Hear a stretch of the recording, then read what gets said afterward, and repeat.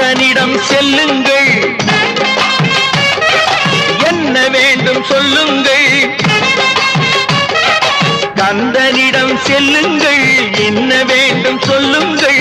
வந்தவினை தீந்துவிடும் மற்றவற்றை தள்ளுங்கள், வந்தவினை தீந்துவிடும் மற்றவற்றை தள்ளுங்கள்.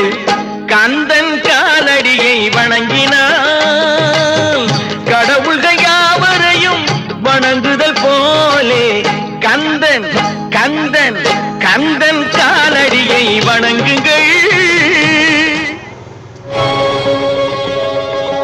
அம்மையானவன் எமக்கு அப்பனானவன்,